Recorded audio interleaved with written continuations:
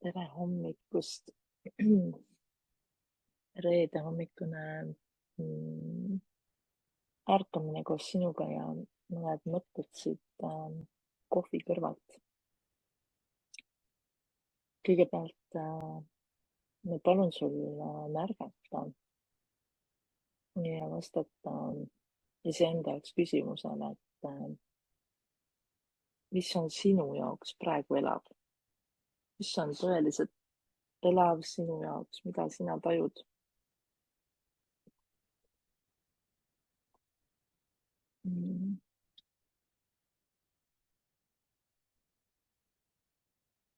Ja mida see siis minu jaoks tähendab?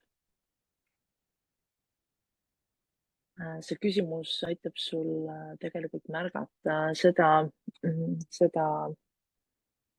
mis praegu on, seda, mis praegu sinu elus toimub. Ja seoses sellega mõtlesingi, et natukene räägin sinuga täna kohalolust ja ka sellest justkui nagu vajalikkusest kohal olla. Et transformatsioon toimub tegelikult alati hetkes, praegu. See ei toimu kusagil mujal. Ja sellepärast on erinevad kohalolu praktikad ka väga olulised või mille pärast üsna sageli inimesed, kes töötavad teiste inimestega, siis paluvad kohale tulla. Kas on võimalik kohalolus tunda hirmu? Üldjuhul, kui sa ei ole just mingis tohutus kriisisituatsioonis, siis tegelikult seda hirmu ikkagi loob meie meel, sellepärast et tema kardab midagi, mis on tulevikus. Ja mulle meeldib kuidagi, mind hästi kõnetas, ma arvan, et umbes pool aastat tagasi see mõttekäik, et turvatunne on alati ka kohalolus. Ja kui me räägime siin identiteedi muutusest, kui me räägime transformatsioonist, kui me räägime sellest protsessist, kus me muutust loome, siis tegelikult kui meil hakkavad mingid protsessid käima, siis see tähendab, et millegipärast meie enda jaoks midagi meie sees on ja see tunne, ja see identiteet oleks kuidagi turvaline. Ja läbi siis kohalolu ja läbi selle, et me valime igas hetkes kohal olles, siis meil on võimalik hetkes hakata tundma seda identiteeti, mis me oleme praegu valinud kehastada, tegelikult tundma turvalisemalt. Ja nii huvitav, eile õhtul tunnisaunas istudes tuli üks lause, mis justkui kõnetles mind nii tugevasti, et see oli see, et näoga elu poole. Et kuidas meil on tegelikult võimalus valida, et kas me oleme näoga elu poole või me oleme seljaga elu poole ja siis mõtleme, miks mingid asjad ei toimi. Ja ma mõtlesin, et tänast hommikut võiks alustada küsimusega, et mis on minus elav praegu ja korraks tunnetada seda, et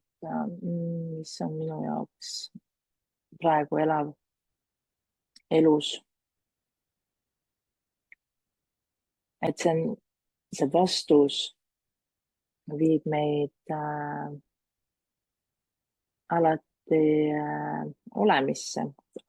sest me saame seda elusust kogeda praegu. Ja see on midagi sellist, mis ei sisalda mõnes mõttes seda puuduse poolt, et kui me ja sealt tuleb ka see inspiratsioon ja kui me liiga palju oleme selles, kelleks ma saan, inglise keeles on ka sõna becoming, et siis me mõnes mõttes meil võib juhtuda see, et me kogu aeg hoiame ennast mingist puuduse koha peal kinni. aga kui me oleme kohal ja märkame seda, mis praegu on elus, siis see aitab märgata seda, mis praegu tahab tulla, mis praegu tahab juhtuda, mis praegu on minu jaoks ja, ja, ja veel võib-olla teise sõnaga, et kui seda elusust on keerulisem märgata, siis võib-olla on seal sees see teine küsimus, et aga et mis on minu jaoks veel huvitav, ehk siis see fookus saab minna selle peale ja mulle tundub niisugune hommikuti korraks võtta aega ja mõtiskleda selle peale või siis nendel hetkedel, et kui ma ei tea, mida teha või mida ma tahan teha, et siis seesama küsimus, et aga mis on praegu minu jaoks elus, et see selles kohalolu hetkes märgata seda, et mm,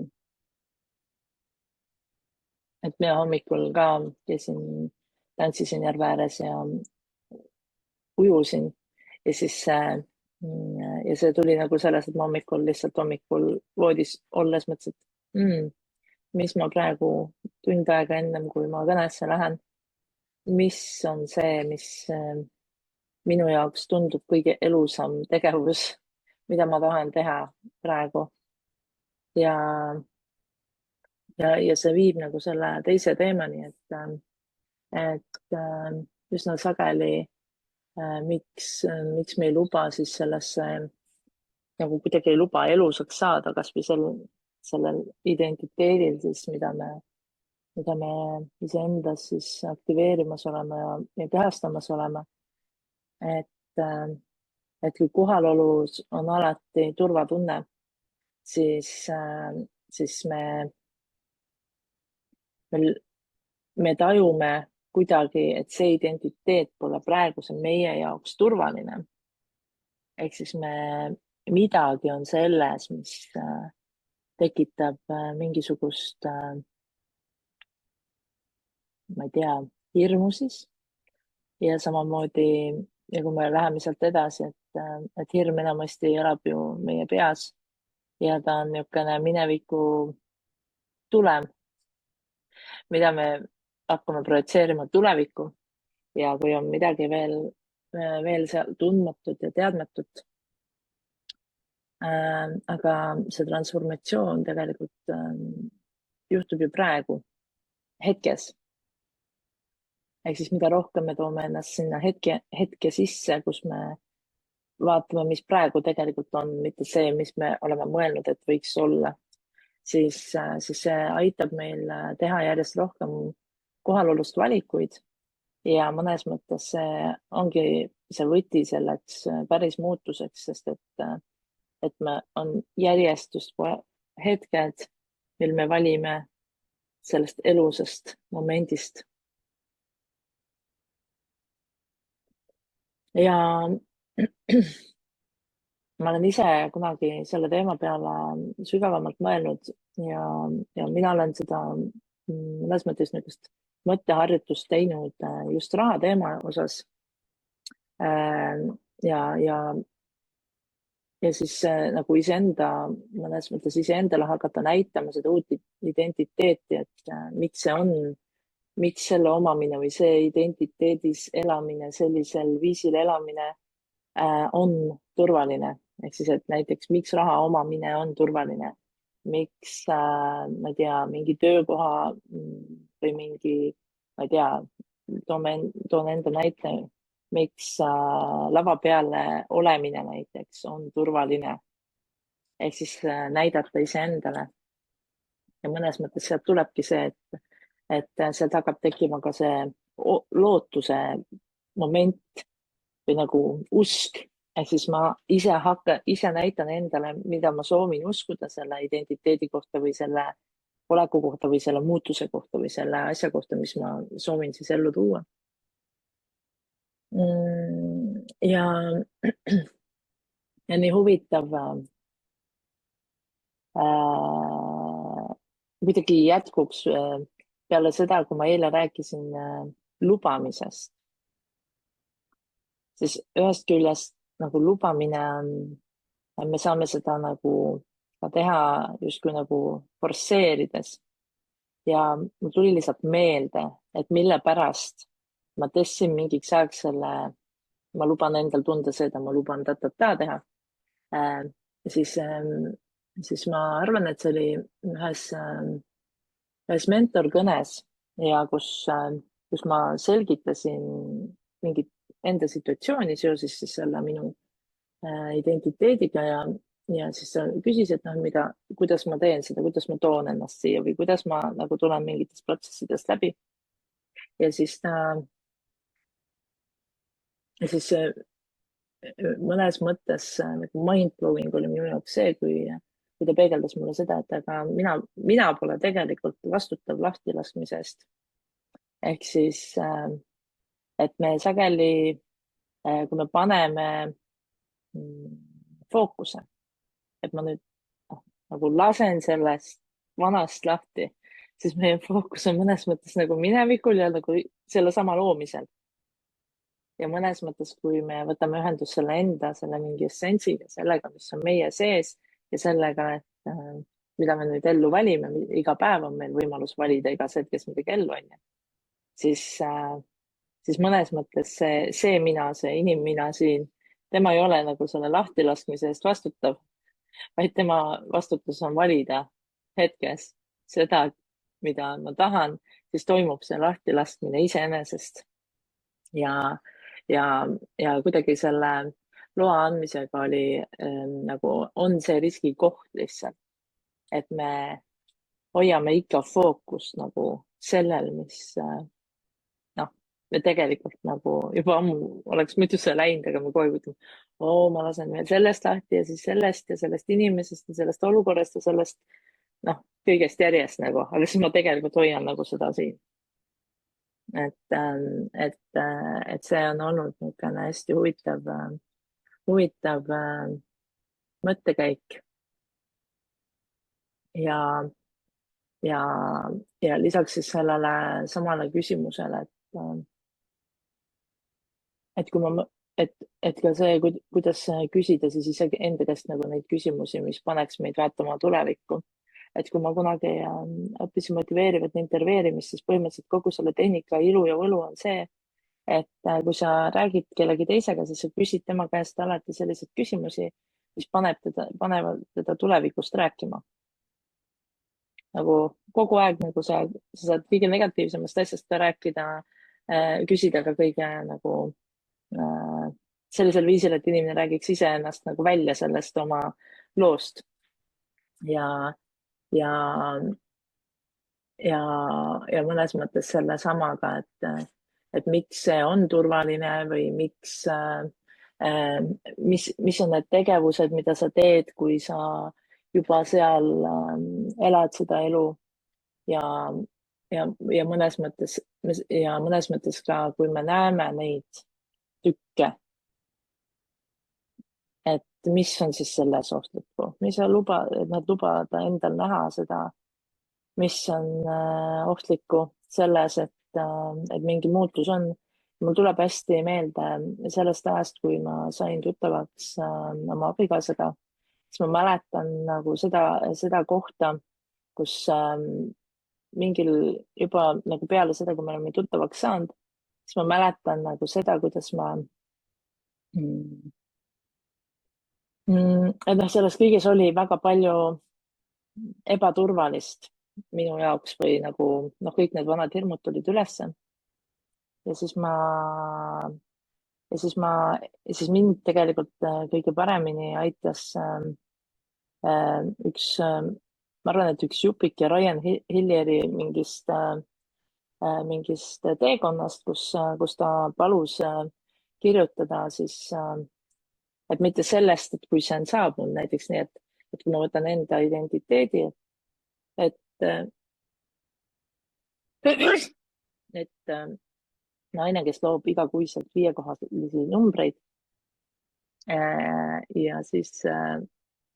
ma pean sealt nagu lubama endal korraks vaadata nagu selle naise elu juba, kes on selles mõttes loonud, et ta on juba elanud sellega mingi pool aastat hiljem ja siis nagu või siis lausa sinna välja, et mis on juba järgmine samm, mida ta teeb. ehk siis sa tood nagu selle nagu tulevikust tood juba nagu natukene ühe sammu edasi ja, ja kui ma sinna juurde ka lisasin selle, et ma kirjutasin välja kõik hirmud, mis mul sellega seoses üles kerkivad ja siis sinna ja neid hirme võis olla seal, ma ei tea, nii palju kui tuli, aga eesmärk oli siis ka sinnasamma kõrvale kirjutada siis veel rohkem neid asju, mis mind tegelikult rõõmsaks teevad ja elevile viivad. ehk siis, et kui sa tood oma meeletasandilt, kui sa oled sarnane kui minule, kui sa tood meeletasandilt mõnes mõttes need hirmud enda jaoks nähtavale, siis üsna sageli sa näed väga selgelt läbi, et mis kuradi asi see üldse on, mida ma nüüd siin kardan nagu. Mis see on? ja, ja nii huvitav, et eile õhtul ma natukene kuulasin mingit suht random mingit podcast'i, ma oleks tahtnud seda kuulata niimoodi, et ma päriselt kuulan, sest et see oli nagu niisugune kvantummatemaatikuga mingi intervjuu, kus nagu vajab võib-olla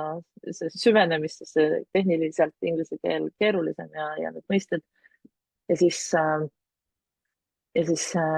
aga mis mulle jäi seal kumama ja ma võtsin suhteliselt suvalise koha pealt täna oma märkmiku lahti ja vaatasin, et kas ma olen nagu justkui sellest tänasest teemast midagi enda jaoks nagu üles kirjutanud ja siis mul meenus ja praegu ma näen lihtsalt nagu sedasama nagu sarnast mõttekäiku siin. et me kõik oleme kunst, et me kõik oleme loojad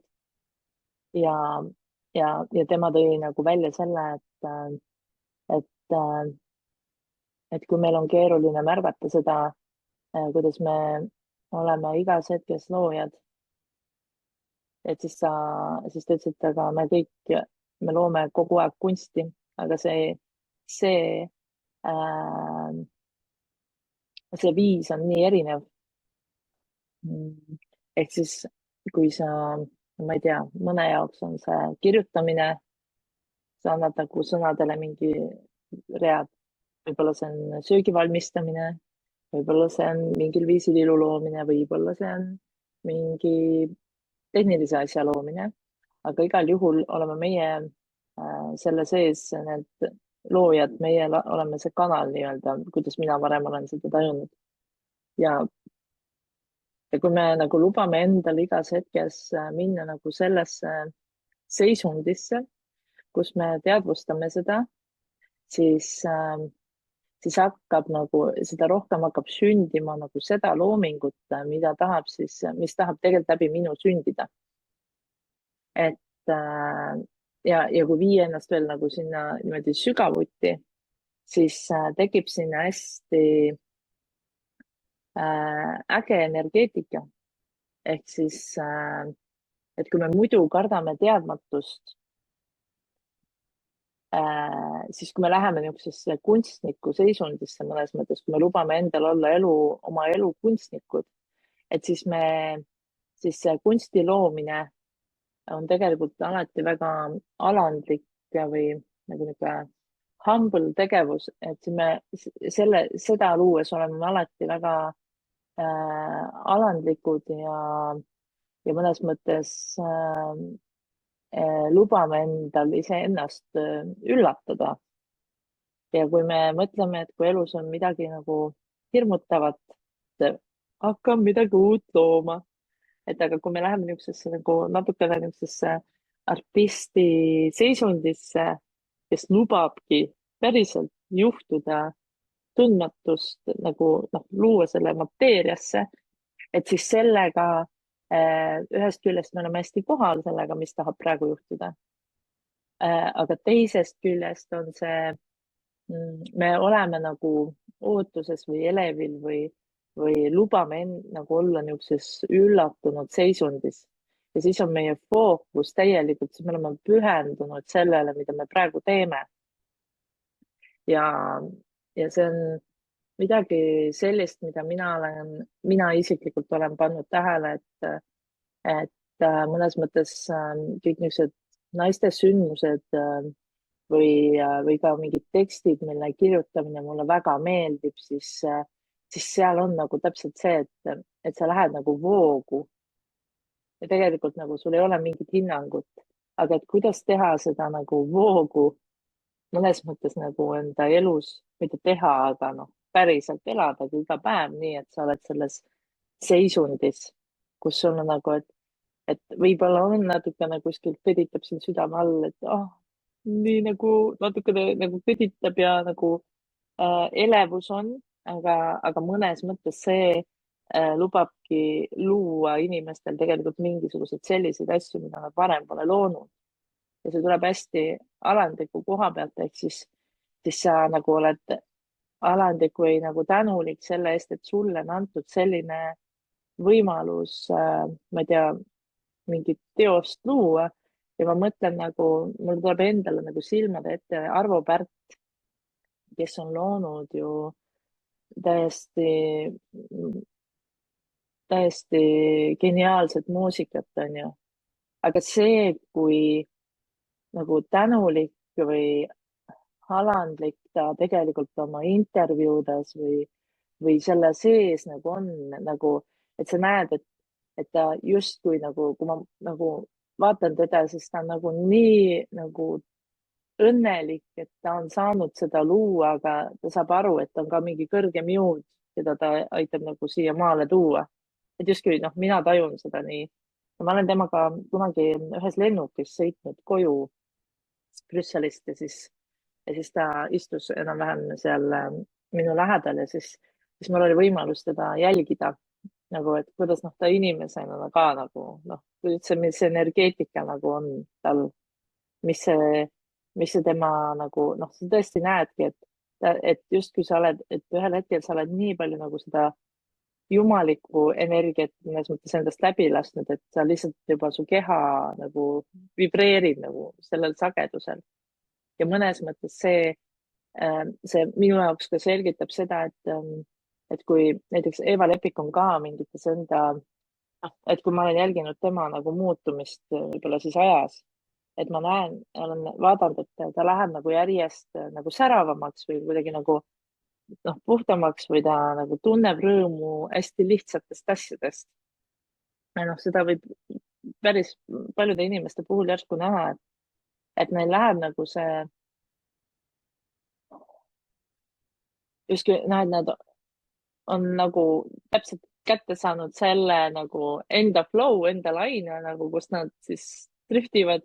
aga et neil ei ole vastupanu selles osas, mis praegu tahab looduks saada, aga see omakorda nagu justkui peseb meid kui nagu seda toru, millest läbi jookseb see kogu info, et see nagu järjest puhtamaks, sest need blokeeringud iseenesest nagu hakkavad ära minema ja, ja, ja see nagu valik siis igas hetkes seda nagu lubada ja see toobki nagu tagasi selle alguse küsimuse juurde, et aga mis on elus praegu, mis elab minu sees praegu. et ja, ja miks mitte võtta endale siia tänasesse või mis iganes hetkel sa seda kuuled, võtta kaasa endale see, mis on minus elav praegu küsimus ja siis seda päeva jooksul või nädalavahetuse jooksul iseenda käest küsida, et aga mis on minu sees praegu elav, mis nagu tõmbab, mis toimub nagu, et see toob kohe siia, okei, et praegu on minu jaoks elav see kõne siin, see vestlus ja järgmisel hetkel saab see midagi muud olla. See võib olla ka nagu igapäevane tegevus, ja mõnes mõttes see toob hästi palju nagu pühendumise energiat sisse. Ma pühendun nagu, see on minu jaoks praegu, panen siia, ma ei tea mäletan, kui ma olin väikeste lastega kodus, siis ma mäletan nagu seda, et nad tahavad alati, et liivakasti juures ema istuks ja vaataks, mis nad siis teevad, onju. Siis ma mäletan nagu seda, et kui palju minu meel tahtis minna kogu aeg nagu juba mingitesse järgmistesse asjadesse. Ja siis ma mäletan nagu alati nagu kuidagi lapsepõlves seda, et kuidas ma siis äh, lihtsalt tõin ennast sellesse nagu lapsemängu sellesse järjest nagu sisse, et ma olen siin. Ja tegelikult see ei ole lihtne just mingite selliste tegevuste puhul, kus meil endal mingit nagu pinget nagu otseselt ei ole. Aga et lihtsalt see nagu kohal olemine selles, et see on see, mis loob seda niisugust momentumit tegelikult. Ja siis me hakkame ka märkama seda, et mis me tegelikult tahame järgmiseks teha. Ja ma arvan, et see on ka seesama, miks need mingid hommikused jalutuskäigud sageli hakkavad kõnelema. Kuigi iga sammuga läheb nagu selgemaks see, mis on minu jaoks täna elav, kuhu ma täna tahan energiat panna.